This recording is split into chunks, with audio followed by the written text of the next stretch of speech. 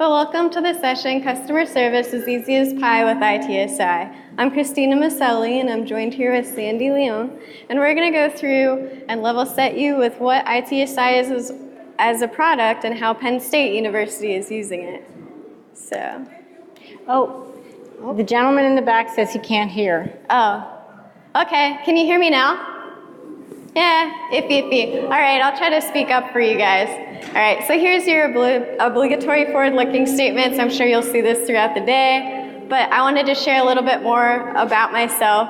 I graduated from Penn State with an EE degree back in 2012, had worked for IBM for 6 years, and then came back to Penn State to pursue an executive MBA and also work a part of their Splunk core infrastructure team. So I'm really like at architect level, trying to make sure their ITSI and their core infrastructure is running smoothly. So that's a little bit about me technically. I also enjoy snowboarding and video game playing, and I also play the harp. So that's some extra stuff about me. But I want to learn more about you guys. So I'm going to raise my hand here, and I want you guys to all raise your hands because I know the answer to this is definitely a yes. How many of you have been to at least one Splunk conference? You're all here today, so I know all your hands need to be up. This is my first Splunk conference. How many have been at 2? 3? 4? Man, we got some veterans in here. Tim, I see you. All right. Yeah, so that's pretty fun. So another thing I wanted to ask is how many of you were Game of Thrones fans from earlier this year? All right, yeah, I was one until, season 8 because I'm a Dany fan. But I promise I'll circle back to that. How does that relate to customer service? You'll find out. And my last question is, how many of you would enjoy eating a slice of apple pie over Oreo cream pie? Oh, tough crowd. All right, I know who the American Patriots are, though. So we'll roll with that. Sandy, I'll hand this off to you to introduce yourself. I'm Sandy Leon. I'm a Splunk sales engineer, formerly a customer. I worked in IT operations for 23 plus years, thus the t-shirt, take the SH out of IT. And then I secretly wanted to be a doctor. I got a little bit of that fill in being a field medic in the U.S. Army Reserves, but I ended up in IT, and triaging is very much like troubleshooting, and that's how I ended up in ITOps. Great. Okay, so how do you support 140,000 people at the university? We have to support faculty, staff, and students. Really today I'm going to touch on a lot, but there's two main themes here. There's 1, the mentality, and 2, the execution. So you may say to yourself, oh yeah, customer service, I'm pretty sure we do that, right? It's kind of like measuring levels of intelligence. Everybody thinks they're smarter than your average bear, right? So it's kind of like whether you're public or private sector, you're probably thinking, yeah, we have great customer service. So today I'll share with you some ways that Penn State used ITSI, some of our use cases, and this is really the state of Pennsylvania. This is my home, where I grew up, where I was educated, so pretty proud. Do we have any Penn Staters out there? Yeah, a few. There's usually a couple in this size of the room. So right here you see where that building is in the middle is where main campus is. That's where I work. And so really the goal that Penn State had, for sizing and level setting, there are about 1,500 IT professionals there supporting everybody who uses World Campus and our research. And also, so their main goal of using Splunk Enterprise and then also getting ITSI to help out with health checks would be to decrease the number of service tickets and really make a one solution center, right? So we have so many branch campuses where those small dots are across the state of Pennsylvania that we need to support. So how do we do that effectively? This is our single sign-on webpage. This is the end user facing screen. This is where all students, faculty, staff know to log in their credentials. So I'm going to cover what lies underneath this because though this is a standardized page for everyone, there's a lot that feeds into it. And we're going to run through that with the ITSI Service Analyzer tree. So I'll hand this over to Sandy to level set us on ITSI. So now it's my turn to ask a few questions. And my question to you, first of all, is that how many people here actually use Splunk? So 3/4 of the room. How many people here actually use ITSI today? Okay, not really that many. So then these back to basics are actually going to help a little bit, okay? So Splunk actually defines ITSI, which is ITS or IT Service Intelligence, as a monitoring and analytics solution powered by artificial intelligence for IT operations that provides visibility into the health and the key performance indicators for critical IT and business, that's the key word, and business functions, including the underlying infrastructure. Of course, that brings up the terms, what is AIOps? And that is really, I want to call it, that's a fancy, relatively new fancy term for artificial intelligence for IT operations. And that's when you apply machine learning across multiple data sources, right, that will actually give you greater insights into your data than more than just up-down, okay? There's no more just up-down. It can actually detect anomalies, patterns, and make predictions. The key thing about this is that you see my Python version of this definition, event management is dead, because ITSI will help you learn in your environment what is normal versus not normal. And that is what Christina is going to show you today, how Penn State did it. And why is this important? So in today's data centers, in my years as working in IT operations, everything was physical, right? Everybody that has worked in IT ops, another round of hands. How many people here work in some form of IT operations? How many people have been in this business for 15 to 20 years? Okay. Remember when VMware first came out, right? That was a really incredible technological change that made the way that we see data centers and the way things work differently. Well, now we have the hyper-converged environments. I mean, we have virtual storage, we have virtual networks, we have virtual servers, and every single one of these has amazing tools, okay? But they're still siloed. I mean, you have your storage team that has their tool and the network teams that have their tools, but they're still siloed, even though they get better and better every year. And what did siloed tools give you? Siloed events. So now you still have these hundreds and thousands of events that are actually causing all this, like these event storms in this data. So what's this do? It takes a long time to find the problem, even longer than it used to, because everybody still thinks that their tool is the best. And what does this happen? Like with Penn State, outages cause a poor customer experience. And with Penn State, their customers are not just the students. Of course, everybody wants to make sure that the students can log on when it's time to select their courses. But you have to think about the faculty and the staff, and maybe this will affect grants and funding coming in if people are not having a good experience. Again, introducing Splunk IT Service Intelligence. So this has been helping Penn State, and she's going to really get into the weeds. In fact, she gets a little, very technical. This is going to help reduce these event storms. And just like our keynote speaker this morning, Doug Merrick, was talking about all the customers that share their information with us, and if anybody was there to see that, you'll see that whole video slide of all those customer use cases were customers that we interviewed, that we talked to. This reducing of event storms by 95%, this is also customer interviews. This is not a random number that we picked out. This is thousands and thousands of customers providing this information to us. And imagine a world where you can actually predict an outage 20 to 30 minutes ahead of time. This is done with those machine learning algorithms that I was talking about, which, as Christina's going to show you, is really just fancy math, okay? But I'm not going to get even into that too deep, because she's going to do that for us. So Penn State went from reactive to proactive to predictive. And now I have one more question for everybody in this room. How many people in here feel like that your teams that you work with are still in the reactive state? Wow, that's a lot of hands. I did not expect that. How many people feel like you're getting too proactive? And for all those ITSI folks out there, anybody here using the machine learning and predictive analytics like you think that you're actually predictive at this case? No one. Well, she's going to show you. Yeah.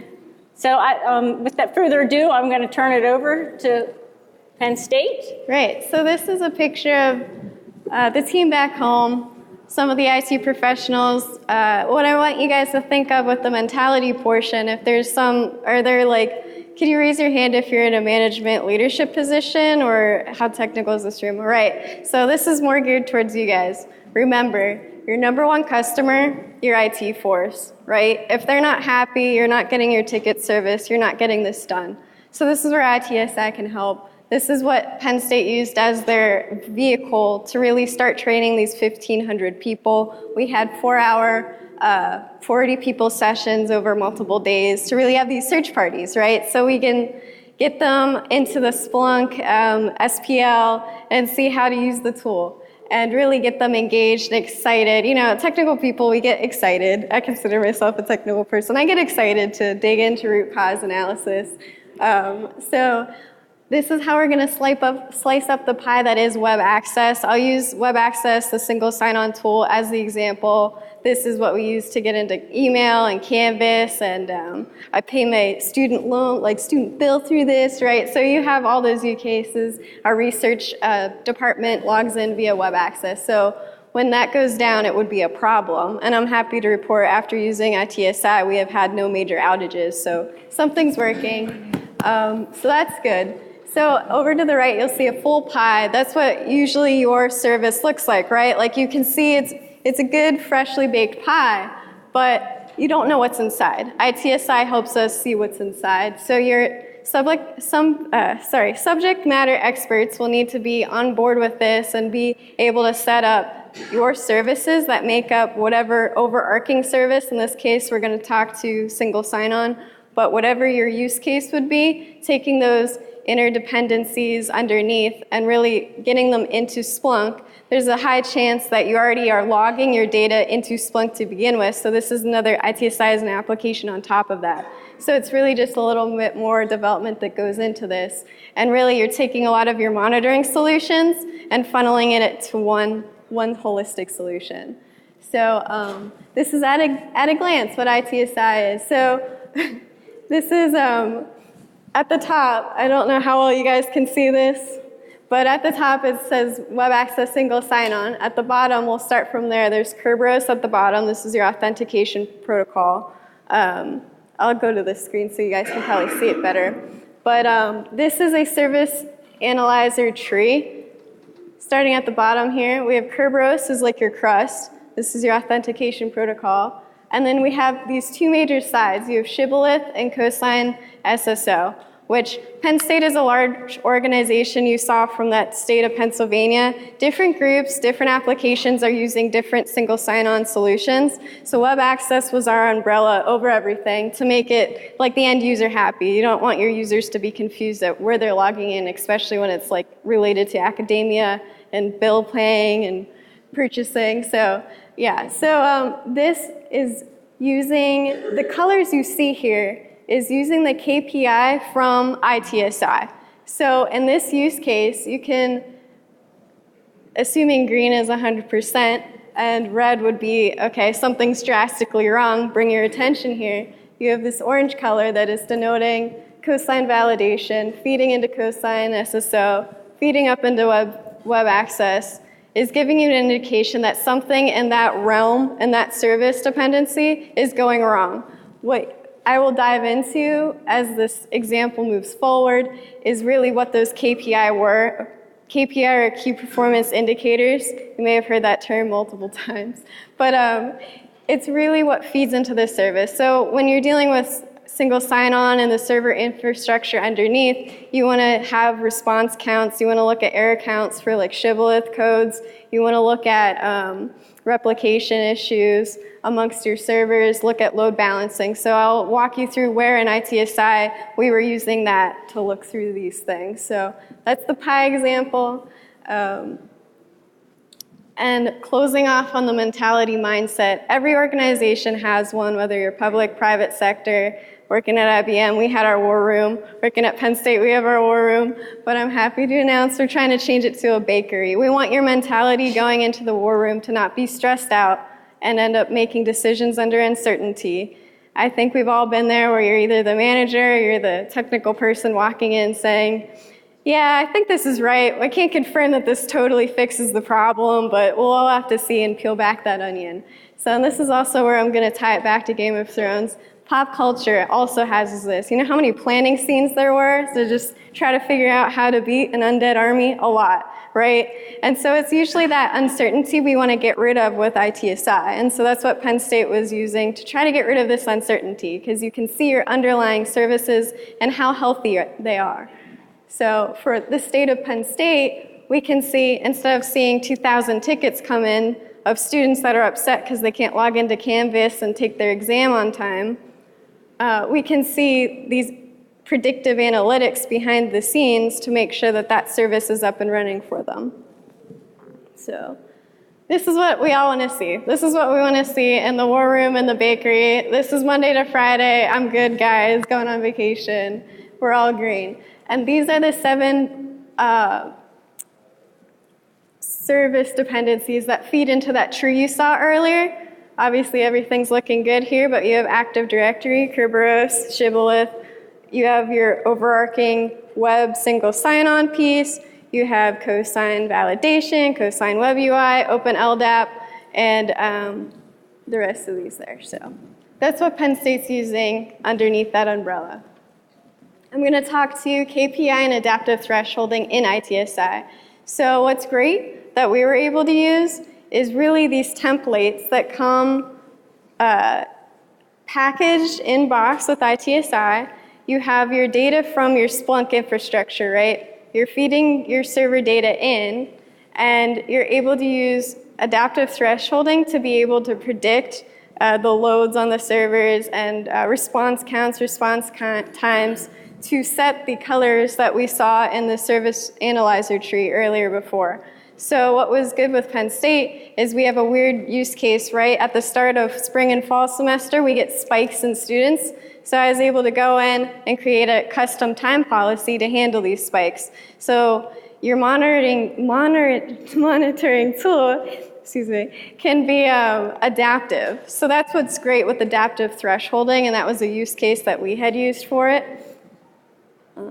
Moving on to the service analyzer, this is really what that tree stems from too. That top row where you have half green, half yellow was what you saw all green before. That's your core services that fed into your overarching WebAccess single sign-on service.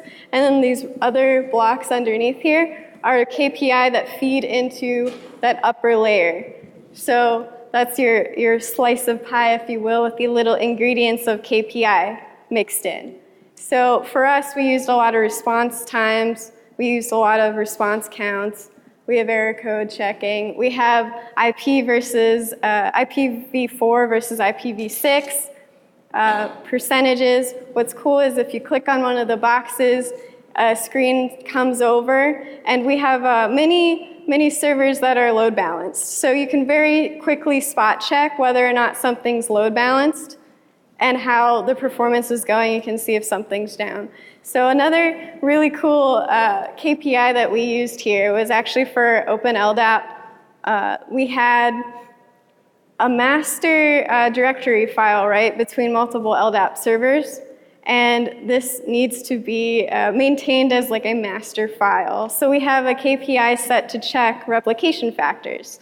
So we can indicate to our development team if there's an issue with a replication factor going wrong, meaning someone might not be able to sign in because they're logging into LDAP server 4 and that one didn't have the master file. So you can very quickly find these use cases with Service Analyzer.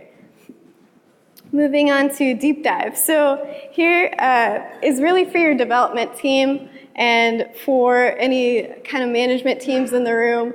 You see this Service Analyzer tree on the side. This specifically was using the CoSign single sign-on portion. You can zoom in essentially into your pie and see what's going on. So if you're in a management seat and you have something going down, you can see who to call in. Right here you can see like two-factor authentication is that one green dot. You're not calling that team in, so they don't have to be at the meeting. So really, ITSI can help you manage your people more efficiently by having the right people in the room if something's going wrong. Like, don't make it a stressful environment where you have people going in and reporting, oh yeah, our team's we're really in the red again this week. So it's a great tool for management. It's a great tool for technical teams because this is really your root cause analysis. On the column over here, where there's swim lanes is how Splunk professionals would title this, would be swim lanes going across, or you could think of it as layers of your KPI over time. You can end up clicking on that and zooming it in. It's a really good use case so that people don't have to think and spend time on what their search is as far as the SPL behind the coding. They can just tap here and zoom in. So it's a really great tool to feed on top of your existing Splunk enterprise architecture.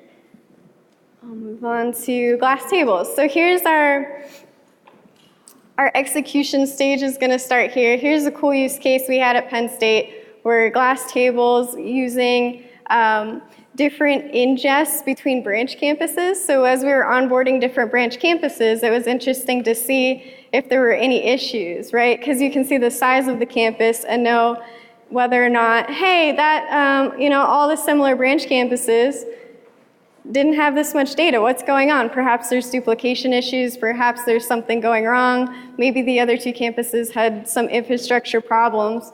And what was really interesting about this basically tabletop view of the pies of your services is that when you click on the individual blocks, you can have it go to any of the previous screens I had shown here before. You can have it take you to the service analyzer. You can have it take you to a dashboard.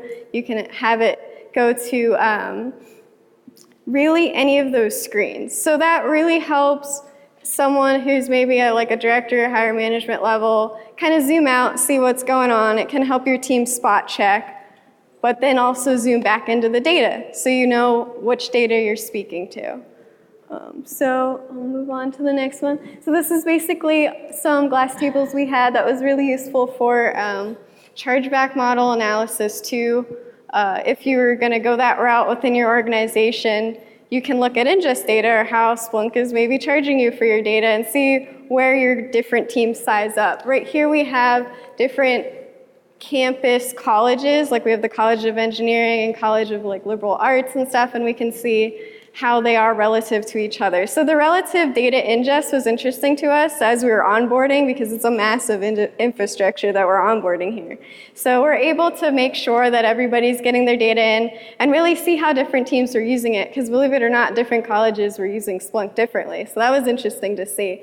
And then on the right-hand side, that's more of an enterprise IT glance of how the different groups size up against each other, like your security group versus like core infrastructure and app infrastructure, how our sizing model goes. Right, so moving on, I wanted to share an example with you guys.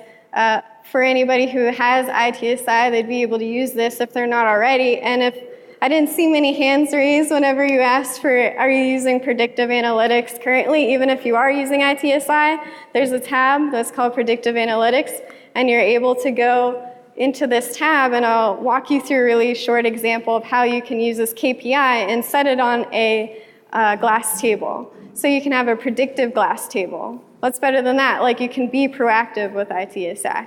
So these are the ingredients that go in to this, and I'll walk you through a little example. So if you take something like Active Directory, we were using different like successful admin logins versus other just general logins and other KPI that you see in different colorations here. So what's cool about Easy as Pie with ITSI is a lot of this is in the box. You don't need to be a really heavy technical statistician to use the machine learning that's provided here. There's different windows of regression algorithms that you can use for your data. There's like linear regression, and there's also one that I'll show you with Shibboleth, which is random forest regression algorithm, which is really useful because it takes each individual KPI and makes different decision trees around it. So when you have data like what is shown up here, where I found data where there's a gap in data due to server maintenance, and then there's also very noisy data. So if you're trying to do statistical models around noisy data, that's awful. And I'm going to show you what ITSI gives you when you train the model on this noisy data so that you can see how it looks, really. So I train this model, and it's really push button. 5 minutes later, you get your model trained as far as using this algorithm on this subset of service entity, right? Of those 7 entities we had, I had used Shibboleth for this one. So I'll walk through that. This is like out of the box without any massaging of that data. The real important thing that you always want to look at is your R-squared value. You want it closer to 1 than 0. So the fact that I didn't manipulate the data and it's 7.1 was pretty cool. And then going into this is what I'm really concerned about sharing with you guys today is the best and worst case scenarios for your health check. So really that is what that like green circle number was, that long string of green KPI. These are the numbers that you could predict and have come out. So when you train your model, something that wasn't obvious to me at first, but it was really useful, is you see in that red square, there's a magnifying glass, like you're similar to other Splunk products. Always your magnifying glass takes you to another search. That's what's done here. That'll take you to this search. And if you filter out with the pipe files dash, and you filter out time and R-squared and some of those other sub-search categories that you saw here, I put it in the slides so you could just copy that and follow the directions essentially. But you can isolate that prediction number down to the worst case health score scenario. And then once you have that number, you have your ingredient, you have your KPI, and you're able to put it onto a predictive glass table. So that's what's really interesting with ITSI, is you can make these general tables that go up the stack. So like your management layers can be interested with this kind of thing where, hey, just give me like the general number of are we okay? You know, how are we doing? And then what's great is you can click on that, have it go to a dashboard, have it go down into any of your deep dive categories, and your development team can end up using that as like the jump into the go back into your existing Splunk architecture. So that was really the example I wanted to run us through. I'll hand this back over to Sandy to wrap up some other things. But I really just wanted to close out, at least on this part, and say, think of creating your war room into a bakery.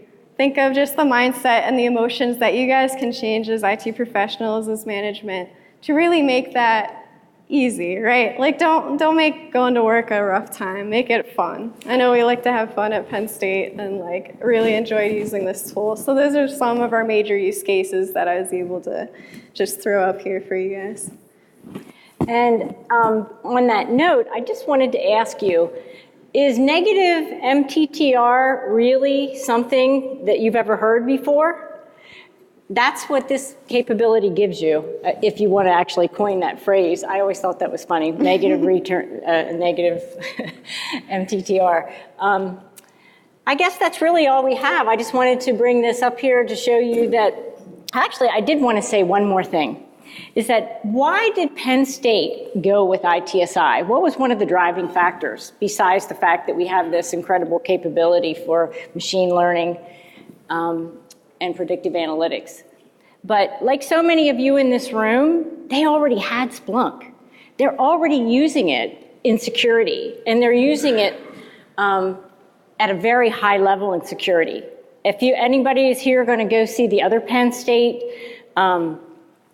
session tomorrow, Chris Decker is going to be speaking. So they're already using it for enterprise security, and they're already using it phantom. And why not leverage the data that you already have, right? Because that way you don't have to spend more money on a product, buy another tool like I was saying. You can actually leverage the money and the finances that you have and just give a different view, ask a different question, give a different lens to all the different departments. So that's all I really wanted to wrap this up with, and this last slide just shows the vision, and that we also do have another product called VictorOps. If you wanted to take this one step further, I said Penn State has adopted almost every tool that we have because they realize that they're giving these other lenses, but you can actually do collaboration and problem escalation with our VictorOps product. So I really don't have anything else today. I don't think Christina does. Yes, do you guys have any questions for her or I? Q&A. How long did it take you to implement ITSI? So we had, the question? So the question was, how long did it take to implement ITSI? So really back in February, we had professional services come out for 2 weeks. We had a service, this WebAccess single sign-on that we're interested in, and they helped us like download the app and get it all set up as far as that was. So that was 2 weeks. That was in no way how long it took, though. It probably took realistically like a month and a half just to get the data we wanted, and then also get some of the underlying data, like without PS being there, getting the underlying data from our own servers in there in a manner that we wanted for it to be like very structured, right? Because we were able to, we had other tools we were using for different server monitoring that we had. So we wanted to consolidate that. So a lot of that month and a half effort went into consolidating from our other tools and using other methods to really feed in some of the lower level metrics, I'll say, into there. Yeah. That number you presented at the end, the worst case number, Yeah. What does that mean, and how does your team react to that, or what did your team do when you get a number like that? Right, so that's what So the question was yes. that he asked that number that you presented at the end. What does it mean, and how does your team react when you get a number like that? Right, so this is really the machine learning predictive analytics underlay, right? So this number is essentially the health of your service that you trained the model on in the next 30 minutes. Like what that health could look like, worst case scenario, according to the regression that you ran. So I liked using a dashboard of worst case scenarios because really if everything's working fine, we don't have to look at it. So this number would give you, if you had those 7 services up there and you had a straight line like we had for the all green, we could see, according to these algorithms, what the health score looks like for each individual service and what that number, so that's what that number is for each individual service. So you could make like the prediction there. So if one of those services starts going down, you can throw resources at it if that's the use case. If it was response time and we had like 10,000 more students log in that we weren't expecting or something, then we could manage our internal infrastructure to handle that. Do you feel like I answered your question? You're still giving me more on the side of what your team did with that. So if you had a number that said it was very low, you would kind of call the team together? Or? Yeah, right. So what you could do is, what I like to do is always tie it back to the deep dive swim lanes, because to me as like a technical person, that's probably the more useful. I'll flip back to the slide just so you guys can see. But this one. So this is like where I think you can get the most information from ITSI, because if you have your KPI, that worst case health score, tie back to this deep dive picture, you can see multiple levels. You can see like the service tree, you can see the individual KPI that are the ingredients that feed into that service tree and make actions off of that. You can click into the swim lanes and then go into a search. So that's what was tied to those numbers for worst case scenario. And so that's what's more helpful is like, oh, this number's low, let's see what's going on there. And then try to see relative to that number, which interdependent service underneath was causing the most headache, right? And then you like call that team together. So you don't have to necessarily have the whole WebAccess team in a room. And I'd just like to make a comment that Penn State seems to be unique, that they like the color black on their numbers. Yeah, that's fine. Normally health scores go to 0 to 100, and people will normally pick the color metrics so that you can see them on the screen. Like if it goes to 65, that might be amber, okay? And if it goes to 80, it might be start to turn red, okay? I mean, if it goes to 80, then it starts to get closer to, green. But if it's down to 20, it might be bright red. So Penn State seems to like the black and just the number indicator, and you have that flexibility in the glass table mode. Yeah, and I'll kind of bounce off of that. So the reason why we had it black is because sometimes to certain people, different colors would mean a different level of intensity. And in some cases, if there was a known thing going on, having it change multiple colors was causing too much confusion or like unnecessarily alerting certain people to things, especially when we were first setting things up, right? Because when you're first getting all the data in, you already have the data in a Splunk, but getting all the data together so that it works with like ITSI, really just making some key value pairs to assign certain servers you have in your system to what needs to be hooked up for ITSI to really create all these for you. That is really what was there. So that's how we use that. How do you guys manage changes? Manage changes. Right, so we use ServiceNow for a lot of our changes. A lot of... Now actually push Splunk and change it? You could. I don't think Penn State has a ServiceNow app. It's probably one of the few we don't have at the moment, just because we were setting other things up.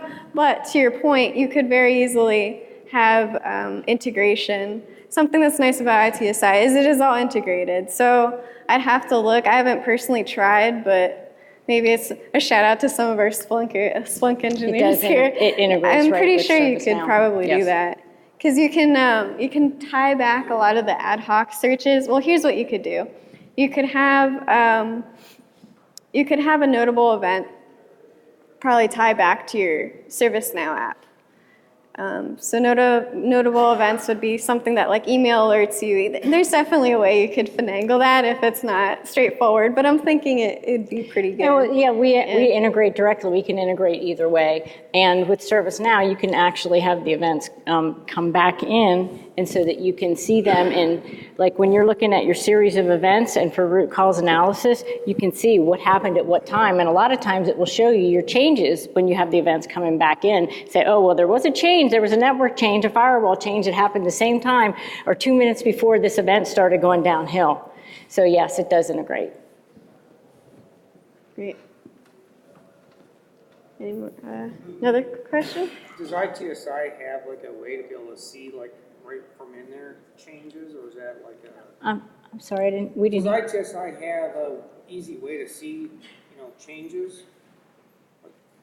They brought up about like the ServiceNow and having changes. I mean, so you're looking at the swim lane and being able to say, oh yeah, well, we made this database change, and to correlate it to certain things happening. So what you have with ITSI is a lot of flexibility, right? So you could make a KPI related to number of, if you had the ServiceNow app, I'm guessing this would be easier, but some way to check that number. Your KPI, or like ingredient into the pie, if you will, is just that one number. So if you have a search string that gives you that one number, that's what you could always use, and you could make a threshold around it to see if your ServiceNow ticket number was over like 200 tickets in this point in time, or you had this server issue, trigger 200 times, send out this ticket. So you could visualize that in the way of KPI in ITSI. You could also visualize it in event management. Yeah, that's. So you can definitely group all your events by service, and all those changes that are tied to that service will also group. Well, I wasn't sure, like in your swim lanes, if there's like an easy indication that, hey, during that point in time, there's a change being done to that database server or something like that. Right, yeah, because you can see here, like some of the, well, I'm not sure if where you're seated you can see, but there's some lines that are red versus orange versus yellow versus green, right? So that's the intensity that something's wrong. So whenever it's red, that's whenever we'd want to look at that specific swim lane, that specific KPI that something's gone wrong. And so that can help you correlate an issue with, like, passwords is a very famous example that's used, but you could correlate issues there. So I think where we're going is it's easy to see that a change happened at that point in time. Yeah. But how do you correlate that database server that had the problem with that change that is a CI for that change? Right. So you can look at if it was a part of the KPI block in this screen. When you tap on the blocks, it slides another view pane over with all the individual servers that fed into that block. And you'd be able to see which one is not like the others, more than likely. So like for load balancing issues, we could see like these were at a certain percentage and one guy was different. So we knew right away like what was wrong by just clicking on the block. It's the connection to the change with that CI. If you come over to the ITSI booths over in the Splunk, we will be able to show you exactly, like normally there's like, she just has screenshots, right? I just have screenshots. But when you drill down into a service, you're going to get also a little thing that says open this in Event Manager, okay? So in your swim lanes, you're going to get open this in Event Manager. And you're going to get a historical representation of every single KPI or every single service that was affected by some of these, okay? And it will show you when you come over to the demo, we'll be able to show you how to navigate and how you show all these little pieces that you're asking about. And I know that they probably have ServiceNow integrated in the demo site. Okay, so I'm gonna be holding you to that to come over there, okay? I think that one of us will be manning that booth tomorrow. I know there's a couple of us that are gonna be doing that. Right. Anybody else have other questions or? No. You said that you consolidated the monitoring tools, right? I'm sorry, I consolidated. You said you consolidated the monitoring tools. Yeah. By implementing ITSI. So it means that you remove them or this is replacing them or what? Right. So to repeat his question, I had said at one point, we're consolidating many monitoring tools. So in the stance of Penn State, we don't really run a policy dictating necessarily who can use what, but there is a major pool to really just make this the core use case, because then it's a standard at which everybody can use.